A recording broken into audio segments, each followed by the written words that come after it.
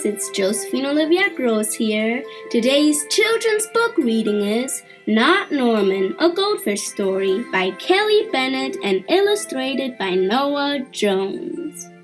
When I got Norman, I didn't want to keep him. I wanted a different kind of pet, not Norman.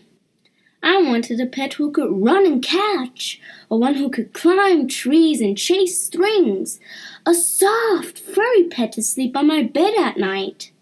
Not Norman.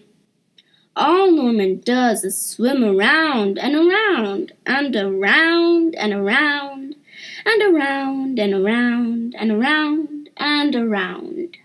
This is it, Norman, I decide. I'm trading you for a good pet. Norman doesn't move, not even a fin twitches. How can I trade him like this? No one will want a sorry-looking fish in a gunky bowl. When I drop Norman into his nice, clean bowl, he starts dipping and flipping, flapping his fins around. He looks so goofy, I have to laugh. Don't think that just because you made me laugh, I'm going to keep you, I tell him. Tomorrow, you're out of here. Norman blows a stream of bubbles. The next day, I take Norman to school with me. If I talk him up real good during show and tell, maybe someone will want him. On the way there, we see my friend Austin. Austin has a real cool dog and 7 puppies. Want to swap one of your pups for Norman? I ask. Who's Norman? Asks Austin. My goldfish, I say. By the time I rescue Norman, half of his water is gone. I'm sorry, I tell Norman when we get to school. I'm really sorry. He just stares at me, all googly-eyed. Finally, it's my turn to show and tell. Just as I start to talk about goldfish, Emily shouts, Jenny's gone! Who let my snake loose?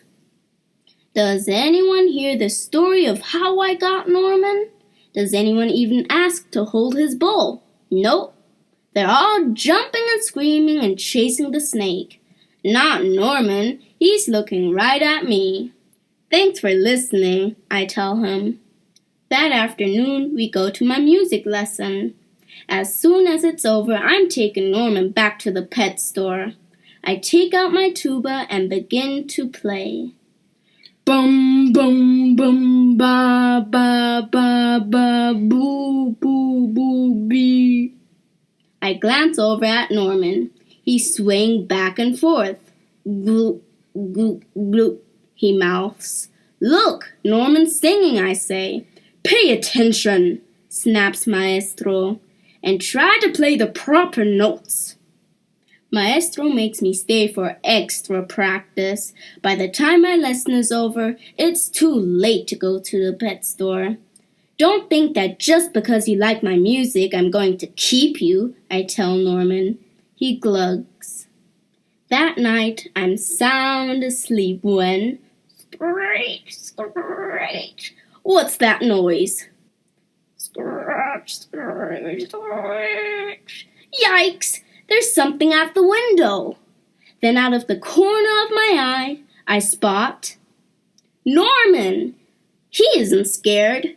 He isn't swimming around in circles either. He glugs and gives me a little wave. I'm not alone.